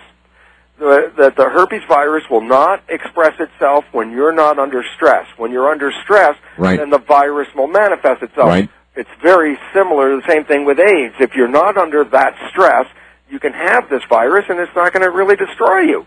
But if you are living under the stress, then it conforms to what is called opportunistic organisms. Every one of us is infected right now. You can take a blood sample from everybody, and everyone's going to have bacteria and viruses in their own blood, and they're going to say, but Bruce, I don't feel sick, and there's nothing wrong with me, and yet I'm infected. And the answer is, all of us are infected, but when we're in a state of good mental health, the immune system is encouraged to work. When we're in stress, the stress hormones shut off the immune system. And it's not to sabotage you, but usually the stress is not from within, it's from without. And so the body, to conserve energy to deal with the stress from an outside threat, will shut off things in the body to conserve that energy to mobilize it for the threat. Well, the immune system is an internal system. So if you find stress in the world outside, the adrenal hormones, which are the marker of that stress, as they elevate, actually shut off the immune system. Medical doctors for years used that when patients received a foreign graft or organ and they didn't want the individual to reject the graft, they gave them stress hormones. And the reason is it reduced the function of that immune system. So all of us are infected. When we're in a good state of mind, we're healthy, and you get stressed. As soon as you get stressed and you start to remove the coverage of the immune system, these opportunistic organisms will start to take over, such as the herpes virus. When you're in a good place, no herpes, no fever blister. The moment you get stressed, fever blister. I can hear a lot of people going, yup, that's right. All right, west of the Rockies, you're on the air with Dr. Lipton. Hello. Hello. Glad to speak with you. I'm glad to hear you. Yeah, Art, I have a question for you. With all the mind consciousness experiments in which I participated in, if the doctor had his choice to do an experiment with all of his expertise, what would he choose to do an experiment in using your program touching tens of millions of people to maybe get a verification? All right, just as a mental exercise, we can do that, sure. All right, Doctor, if we have, or seemingly have concluded that the power of many minds is indeed a greater power. I don't know whether you agree with that or not, but the concentration of millions of minds on some manifestation is greater than that of a single mind with respect to world events or the environment or however you would apply it. And the question was, if you could have your choice to have millions of minds attempt to do something, what would you try? Well, my attempt, of course, is to really see that we're going someplace. As a civilization, we're in a very important state of flux right now, and we could get there easier, except that there's a lot of resistance from the people in the establishment, because it really means an undoing of the power structure and a redistribution of the power back to the individuals, us, in this process. And that we're going to go through this evolution. Do we need to struggle and fight? And the answer is no. Can we become more conscious? And that's really what the destination is all about. So your wish for the concentration of millions of minds would be to open up consciousness so that people will realize that they are creating their world, and as a result, there's a responsibility to make that creation in such a way as to provide for the survival of the planet and ourselves. So it's like owning responsibility because we are that powerful, as you've demonstrated by collecting that power. So you simply want it understood. Your wish would be for it to be understood universally. Absolutely, because the evolution is just an evolution of awareness, and that's basically what it is. When we stop long enough one day to recognize, I am not a victim, I am powerful, I just have to stop buying the victim mentality and separate myself from the images. I mean, for example, one of the important ways that I find of surviving and doing very well on this planet is not to participate in everybody else's view of the horror that it is. It's not horrible, except that if you get enough people to believe it is, then that manifestation is real.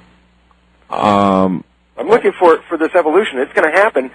It could happen easier, but I have a feeling we're going to have to hurt a little bit in the process of learning it. Yeah, I think you're right. All right, hold on, Doctor. Dr. Bruce Lipton is my guest as we cruise through the night, hopefully with some new understanding this morning. I can feel it. A lot of this hit you right between the eyes this morning, didn't it? I'm Art Bell. Raise parodies of me.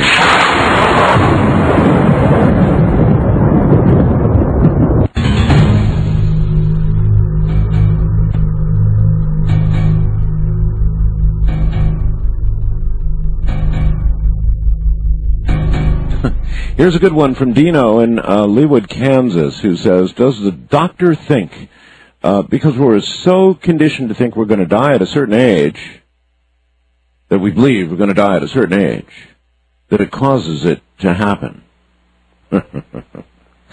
Doctor? This is very, very much right on exactly what it's all about. And even our own collective belief that we live to be 90 as a ripe age is actually turning out to be a great misunderstanding that we probably could live to be easily 140 years or more with our understanding of the new biology, which is important because it says that actually one of the things that's causing us to age the most is our food, that we're eating ourselves to death. That they found that all long-lived organisms that appeared to be mutants, they wanted to find out what genes were controlling what gave them long life, and it turned out every long-lived organism actually was a defective mutant. It interfered with their digestion, and they thought, well, what if you just reduce the food? And then all of a sudden they found that they started to put these lab animals on minimum, absolute minimum, like starvation diet level. Yes. Doubled their lifespan. Doubled their lifespan. Because the byproducts of the food, apparently, especially the free radicals, are very destructive of the nervous system, and that is one of the primary reasons why we go that way. And then, of course, the secondary reason is when you expect to go, because it's a conditioned belief that becomes, remember, we're all these tuning forks, that you're talking about how does that thought manifest itself when a large number of people get together is because if you get all the tuning forks to be coherent and start playing the same beat in a sense, that the number of people that get involved actually cause things to become materialized. Doctor, wasn't it the Native Americans who had and I think some Eskimos as well, who had a custom that basically when they were going to die, they either went off into the wood as a Native American and just sat for a few hours and then died, or launched themselves on an iceberg out into the middle of nowhere and promptly died. In other words, they had some sort of ritual involved. They knew they were going to die, and sure enough. Yeah, and it was easy for them as well because they never had a doubt that there was this other side of this life, this transitional phase, that they never had any doubt about the reality of their continued existence in this environmental field. And of course, when we have doubt about that, then the last thing you really want to do is die, because then you think, well, that's the end. And these people, they had no fear of that, and their lives were completely different in that regard. And look, people who lose loved ones die almost like that themselves. That many people that lose a loved one will die within a very short time because nothing was wrong with them. It was just that they just felt that the continuation of life at that point wasn't worth it. And so their brain promptly cooperated? Yes. And, yeah, I get it. And the cells were obedient. Right. I've got it. First time caller line, you're on the air with Dr. Lipton. Good morning. Hello? Hello? Yes, hello. Yeah, hi, how are you today? Just fine, sir. Hey, thanks very much. I appreciate the conversation. There's so much that can be talked about in this fascinating field, so thank you, Dr. Lipton, for being on the air. Well, thanks for listening. That's even better.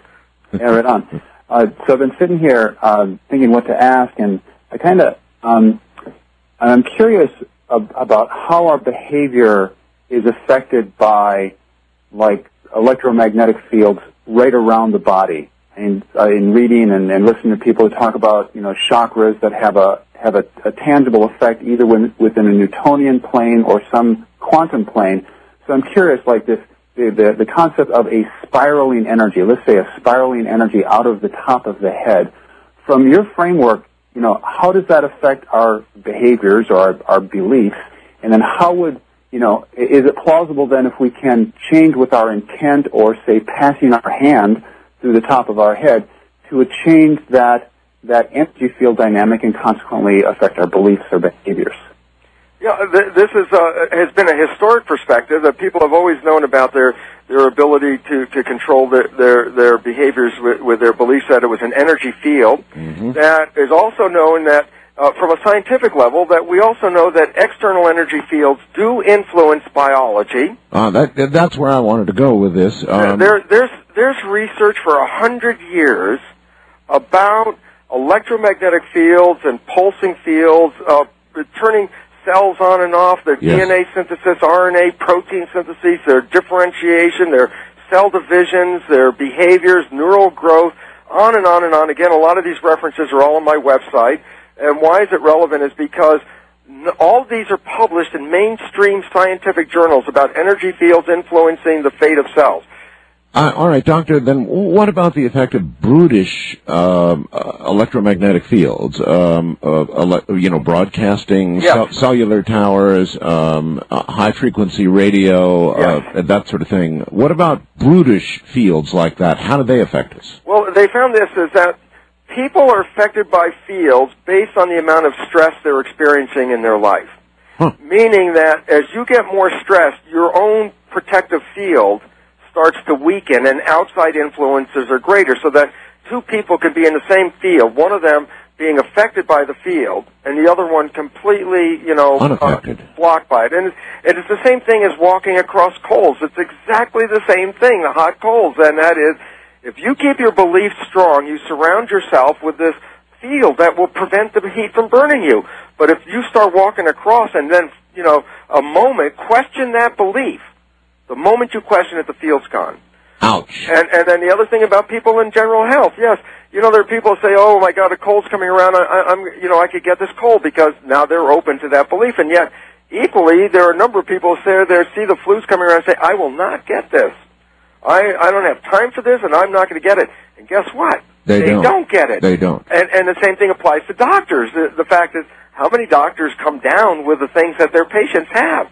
The answer is very, very few. And then you say, well... Yeah, I've always wondered about that. Are they different? Are they biologically different? The answer is no. There's a mindset that says, I'm the doctor. I can't have a sign on my door closed on account of illness. It doesn't make sense. And so their own belief system puts this field up. And what's this field? Well, it's an energy field. And what is it? It's like a membrane itself. It lets things in that you need in and blocks the things that would be detrimental to you. Mm-hmm. But when you get stressed, and this is where the experiments revealed that, those fields are out there and they're harmful to some, but not as so harmful to others. And the difference was, it wasn't the field then, it was more or less the status of the individual at that point, and because then their receptivity of the field. So it becomes important. And also, another thing about power, the higher the power, there's always this tendency, well, if a little power doesn't, change the cells, what if you crank up the power so you can see how fields affect cells? And it's interesting. It's inverse. The higher the power in the field, the less the cells pay attention to it. It's out of their physiological range. They look at that signal, say, this is not even relevant to biology. Gotcha. And so they don't pay attention to it. It's the subtle ones, because they're in the range of that communication level. So then you start talking about cell phones and that subtle power that's coming in, not the big high-tension lines over your head. I'm so glad to hear that. Yeah. For a number of reasons. Wildcard line, you're on the air with Dr. Bruce Lipton. Good morning. Hi, Dr. Lipton. Art, hi. Hi. Hi. I was abused emotionally and sexually as a child, and up until now, it's my birthday, I'm 24. I've dealt with a whole slew of things, self-mutilation, drug abuse, suicide attempts, and now I have fibromyalgia and something called vulvodynia, which is basically pain in the vulvular area. And my question is, how do I deprogram my subconsciousness to stop beating myself up just constantly, or stop hating myself? Yeah, she's right on the money. Okay, and this is exactly the issues that we were talking about. These beliefs are in your subconscious, and everything you talked about was a response to a threat on your life, was a devaluation you felt for your own life. Yeah. So every one of those, the manifestation, which says the original program that you got during this abuse is running. Yeah, that's clear, Doctor. How does she stop it? Well, there's a way of doing it. It's through energy psychology. There's a link on my website to a process called Psych-K. That's one of the number of them. So basically, what it is a process where you identify the belief. You don't have to go back and experience it. You just have to say, what is keeping me from going forward? And then you check your system to see, does it offer you a belief that you can get out of this or not? I mean, you have to find what's your belief. We already know where yours is in this point. It's still at this other level, this destructive belief. So then, in the energy psychology process, like part of the Psych-K, you get into a brain balance state, which is it's a physical posture. It's a part of brain gym, NLP stuff. When you get into that, you get a balance of your right and left hemispheres. And because on our day-to-day lives, we're either in our right or our left. It sort of goes back and forth during the day. But I'm not clear on this, how this is achieved. Is it a process of, are you talking about a process of meditation of some kind? No, this can occur in about a 5-minute process. A 5-minute process? Yes. You identify the belief you want to change. You get into the whole brain position, which encourages both hemispheres to be synchronized. That opens up what is called an opportunity like super learning. That is what the characteristic of super learning. You get both hemispheres operating at the same time, and then you put in a positive statement while you're in the super learning state. Okay. And you can actually hear noise in your head because your entire experiential database is like conflicting, saying this statement you're making, it doesn't conform to what we say. And at some point, within a few minutes of repeating the statement while in a whole brain posture super learning state, you actually rewrite these files, and they're eliminated because there's a point where you can actually feel the statement you're putting in has zero resistance. It's a physiological feeling. You can feel it. And at that moment, what you've done in a super learning state is take thousands of files of experience and rewrite the perception. And so you've rewritten your own program. You've rewritten your program, and it's not doing it through talking to the subconscious. It has nothing to do with that. In a sense, you first have to get into the brain balance state. That's like pushing a record button. And because when we learn our experiences, those early ones especially, we are in a brain balance state. So every experience has both like a logical component and an emotional component. If you then get older, and after you get out of that childhood age, you don't really stay in a brain balanced state. You're either on the emotional side or the logic side. Well, here's the point. Try to adjust, if you're in the logic side of your brain and you're trying to change a program, you haven't dealt with the emotional side of it because that's not operating now. And vice versa. If you're in the emotional side, then the logical things, what happened, don't make sense. And so, and the issue is brain balance opens up a window which leads to a status that's similar to super learning, and you actually can download a belief that will rewrite a database, and it usually takes about 5 minutes for each particular belief statement that you need to correct about the value of your life and who you really are, the divinity within you, which has been beaten out of you in that sense. That's amazing. All right, east of the Rockies, you're on the air with Dr. Lipton. Hi. Good morning, guys. I want to wish you both health and happiness. Thank you. Appreciate it. Thanks. Dr. Bruce, you mentioned 3 words earlier, quantum mechanical fields. Yes. And it's funny because that introduces a trinity into science, that, quantum physics is the physical, mechanical, technological, and fields is basically the variable. Yes. Now science is starting to be seen as the new basic religion, which is a trinity unto itself, being biological, chemistry, and philosophy. But it does break down into 2 things, being biological versus technological, the same way that the ultimate holy trilogy comes down to Father, Son, and Holy Spirit, blah, blah, blah. But it comes down to right and wrong. Okay, I didn't mean to go there. But as far as nanotechnology goes, yes, it's kind of a catch-22, isn't it? Who do you see winning out? Because you need nanotechnology to go ahead and get in there and influence cells, yet at the same time, can the cells overcome any nanotechnology that might be, tapped into or hacked into? Well, yeah. What's the nanotechnology part that you're referring to that's required? As far as diseases, yeah. As far as what has been propagated on this show even, especially through Georgia's show for nanotechnology, from what they can do for diseases or the cells themselves. Does consciousness win out or does technology win out? The significance of the way I would look at it is that consciousness does, because the genetic system is highly adaptive and it also does improvisation.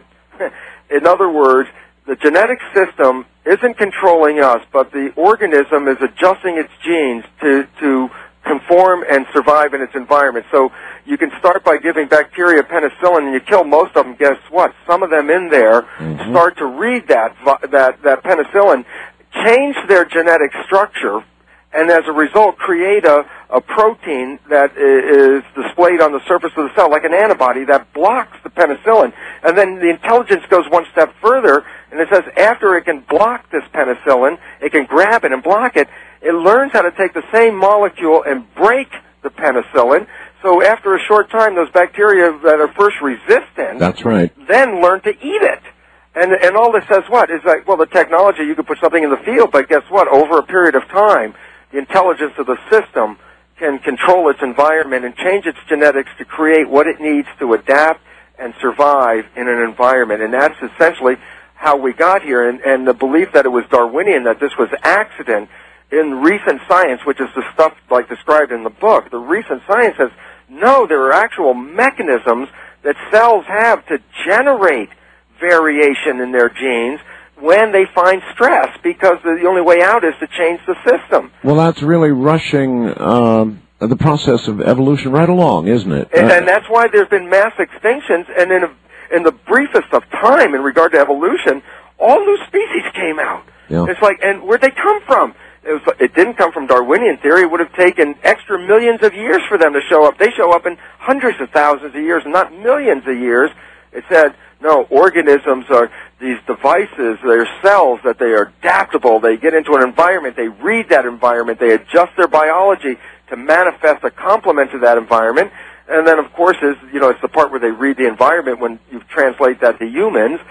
So do we read the environment, but then we also get teachers, and so that we buy these interpretations of the environment that we never even experienced, and we buy them from others, and then they become real as if we created them ourselves. All right, your book, The Biology of Belief. When is everybody going to be able to get it? It's available all the time. It's on Amazon. All right. What about this first chapter? When are you going to put that up? That's on the website right now. Oh, you've already got it there. You can go on the website. There's the Belief book. It says book site information. Click on that, and you'll get all the details of the book. And for those on this show that buy the book, actually, when they click on the website, brucelipton.com, there's also a free gift if you buy a book from this show. You'll get a chapter from a wonderful book called Healing Yourself, Healing the Planet, an important insight into the fact that we are indeed on an evolutionary track right now that is going to cause something to happen in the next few years. And those people that are aware with consciousness are going to be able to get through this, and those people that are not acting with consciousness are going to be lost, and it's just going to be like a very strange world coming up. It's kind of strange every day now, actually.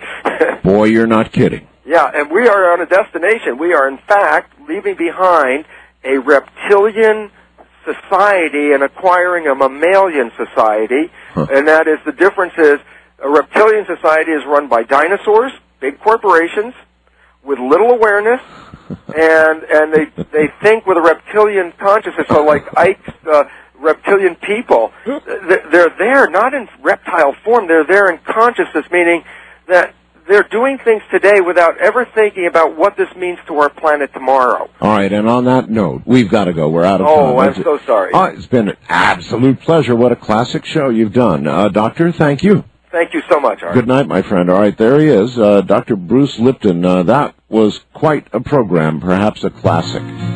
That's it for tonight.